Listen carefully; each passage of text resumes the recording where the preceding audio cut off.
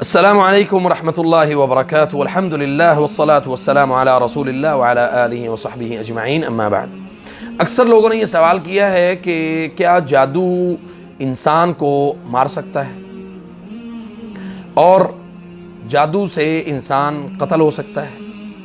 تو یہ بات ذہن میں رکھیں کہ اس کا جواب ہاں ہے کہ جادو سے انسان کو قتل کیا جا سکتا ہے، اس کو مارا جا سکتا ہے، اس کو رسوا کیا جا سکتا ہے، اس کو تحقیر الانسان یعنی انسان کی عزت اور اس کا جو وقار اللہ تعالیٰ نے بنایا ہے اس وقار کو ختم کرنے کے لیے یہ جادوگر کسی بھی حد تک جا سکتے ہیں۔ ویسے تو اس ویڈیو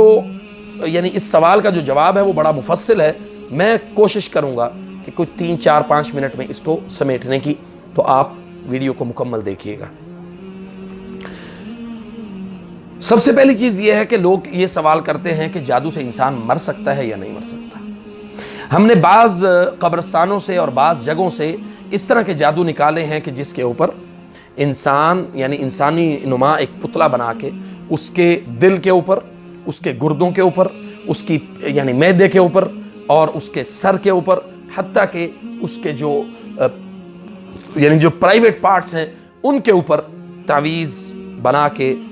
سوئیوں کے ذریعے سے وہ اس کے جسم کے اندر پیوست کیے گئے ہیں اس پتلے کے اندر، اور اس پتلے کے اوپر جو ہے وہ یعنی سبحان اللہ اس کو اگر کاٹ کے ہم نے دیکھا تو اس کے اندر سے ہمیں نام بھی ملے ان لوگوں کے جن کے لیے یہ جادو کا عمل کیا گیا تھا، تو اس کو اس کے یعنی اس کے اندر داخل کر کے اور اس کو بڑی یعنی بڑے خوبصورت انداز میں اس کو پیک کیا گیا، اور پھر اس کے بعد اس پتلے کو یا تو دفن کر دیا جاتا ہے یا لٹکا دیا جاتا ہے یا پھر اس کو بہا دیا جاتا ہے یا پھر اس کو اس گھر کے اندر رکھ دیا جاتا ہے جہاں پہ جادو کرنا مقصد ہوتا ہے۔ سوال یہ ہے کہ انسان جادو سے کیسے مرتا ہے؟ آپ مجموعی طور پہ اس کا ایک انالیسس کر کے دیکھیں تو آپ کو یہ بات معلوم ہوگی کہ ایک آدمی جو سر درد لے کے ڈاکٹر کے پاس ہاسپٹل گیا تو ہاسپٹل سے اس کی میت واپس آئی، ہوا کیا ہے؟ ہوا یہ ہے کہ ڈاکٹرز کو سمجھ ہی نہیں آئی۔ ڈاکٹرز نے سب سے پہلے اس کا سی ٹی سکین کیا ہوگا، ایم آر آئی کی ہوگی، پی سی آر کا ٹیسٹ کیا، سی بی سی کا ٹیسٹ کیا، بڑے چھوٹے سارے اے ٹو زی ٹیسٹ کر لیے۔ ڈاکٹرز نے کہا کہ اس کو تو کوئی پرابلم نہیں، لیکن اس کے سر کا درد چوں جیسا لے کے گیا تھا ویسے کا ویسے ہی وہاں پہ کھڑا ہے۔ اب ہوا یہ کہ ڈاکٹرز کے دماغ کو شیاطین یعنی جو جنات اس شخص کے ساتھ معلق تھے انہوں نے ڈاکٹر کے جو دماغ کو پلٹا، اس کے دماغ کو چینج کیا اور اس کے دماغ میں کوئی اور چیز ڈال دی۔ چونکہ ڈاکٹر اپنی کتابیں لے کے وہاں پہ نہیں کھڑا ہوتا کہ جی میں اس کتاب کو دیکھ کے اس کی کوئی میڈیکیشن جو ہے وہ اس کو سجیسٹ کروں، نہیں، ایسا نہیں ہوتا۔ بعض ڈاکٹرز نے ہمیں بتایا کہ ہم آپریٹ کر رہے ہوتے ہیں، ہمیں سمجھ نہیں آتا، ہمارے سامنے اندھیرا آ جاتا ہے اور ہم اس مریض کا جیسے ہم نے پیٹ کھولا ہم نے ویسے ہی بند کر دیا، ہمیں سمجھ ہی نہیں آیا۔ چونکہ ڈاکٹرز بھی تلاوت نہیں کرتے، قرآن کی تلاوت نہیں کرتے، میں ڈاکٹرز کو کسی طرح سے یعنی باعث الزام نہیں ٹھہرا رہا ہوں، ان کے اوپر الزام نہیں لگا رہا ہوں، لیکن یہ ایک چیز جو ہے بڑی اہم ہے کہ ڈاکٹرز کو سمجھ نہیں آتا۔ اگر ڈاکٹرز بسم اللہ پڑھ کے، آیت الکرسی پڑھ کے، یہ میں ڈاکٹرز کے لیے نصیحت کر رہا ہوں کہ وہ اذکار کرتے ہوئے، اللہ کا ذکر کرتے ہوئے کسی بھی مریض کا آپریٹ کریں، ان کو سمجھ آ جائے گی کہ اس مریض کے ساتھ جو ہے نا وہ مجموعی طور پہ کیا مسئلہ ہے۔ اور پھر سر درد کی دوائی لینے گیا تو واپس آیا، سٹمک خراب ہو گیا، سٹمک چیک کروانے گیا تو پتا چلا جی نہیں، گردوں میں پانی پڑ گیا ہے، گردوں میں جو ہے نا وہ یعنی پیٹ میں پانی پڑ گیا ہے، گردوں میں مسائل آ گئے ہیں، انتڑیوں میں مسئلہ بن گیا ہے، اور جناب آہستہ آہستہ وہ کرتے کرتے وہ بیماری، ایک بیماری چھوٹی سی مائنر سی بیماری شروع ہوتی ہے اور وہ بیماری بڑی بیماری میں منتقل ہو جاتی ہے، حتیٰ کہ انسان اللہ رب العزت کے پاس چلا جاتا ہے۔ اس شخص کی وفات کے بعد ہمیں پتہ چلتا ہے کہ اس شخص کے نام کا جادو فلاں اس کے کمرے میں سے بھی ملا، اس کے سرحانے میں سے بھی ملا، اس کی فلاں جگہ سے، اس کے ہینڈ بیگ سے اگر خاتون ہے تو اس کے لباس میں سے، اس کے سر کے بال ہمیں ملے، اس کی فوت ہونے کے بعد ہمیں وہ چیزیں برآمد ہو رہی ہوتی ہیں۔ یہ میں اپنا تجربہ آپ کے ساتھ شیئر کر رہا ہوں۔ کیا حادثہ انسان کا ہو سکتا ہے؟ تو بالکل ہو سکتا ہے۔ بڑا میں نے اس واقعے کو کبھی میں نے کوٹ نہیں کیا کہ لوگ یہ نہ سمجھیں کہ پتہ نہیں سبحان اللہ ایسی کوئی جان بوجھ کے میں نے یہ کوئی بات کر دی. وہ ایک دفعہ واقعہ ہوتا تو ٹھیک تھا، لیکن یہ میرے ساتھ اس کے بعد بھی کئی دفعہ واقعات ہوئے کہ میں مثال کے طور پہ میں یہاں سے بہاول پور، ملتان، ساہیوال یا مطلب اسلام آباد سائڈ پہ اگر کسی ایسے مریض کی طرف جا رہا ہوں جو کہ متاثر ہے بڑی شدت کے ساتھ، یعنی اس کے اوپر بہت سخت قسم کا جادو کیا ہوا ہے، تو ہم ٹریول کرتے ہیں، تو ٹریول کیا تو راستے میں کوئی کتا ہمارے سامنے آ گیا. ایک آدھی دفعہ ہو تو بندہ کہتا ہے، کئی دفعہ ہمارے سامنے بلیاں جو ہے وہ ہماری گاڑی میں لگی،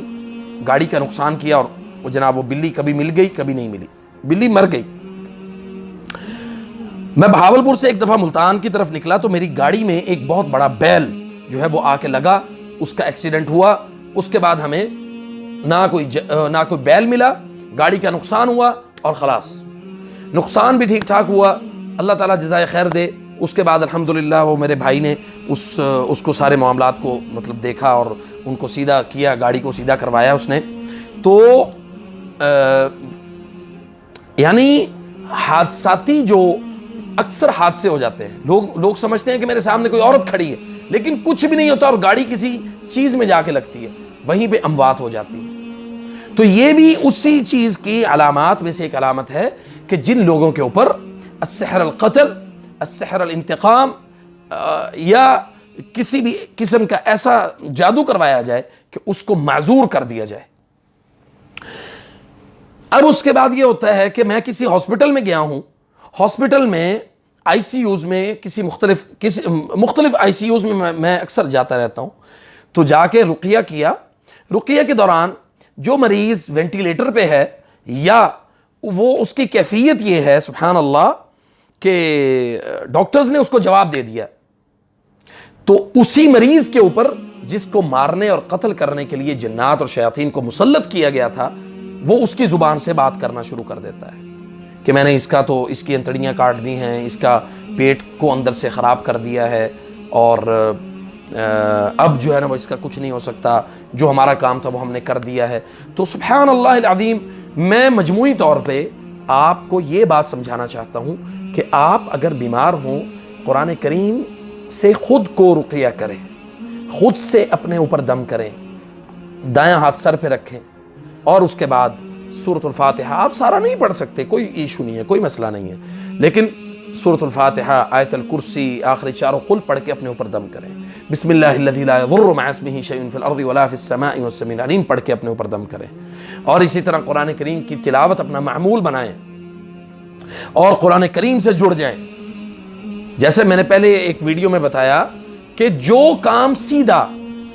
یعنی سیدھا کام آپ کا قرآن پڑھنے سے نہیں ہوتا، وہ نعوذ باللہ من ذالک جادوگر کہتے ہیں وہ قرآن الٹا پڑھ لو تو آپ ٹھیک ہو جاؤ گے.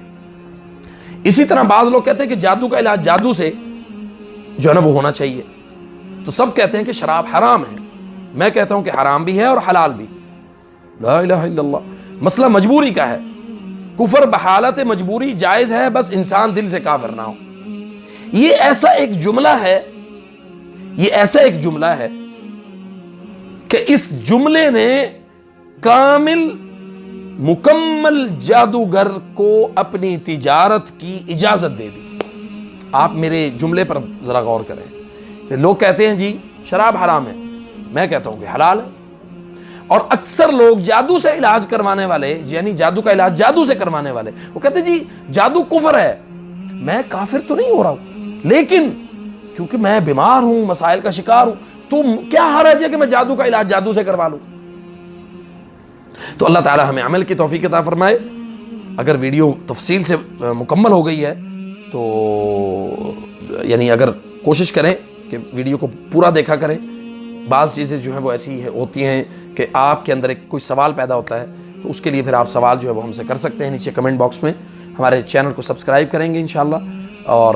بیل آئیکن کو بھی دبائیں گے. میں اکثر کہتا نہیں ہوں لیکن کبھی کبھار جو ہے نا وہ اپنی ویڈیوز میں کہہ دیتا ہوں. اللہ آپ کو برکت دے.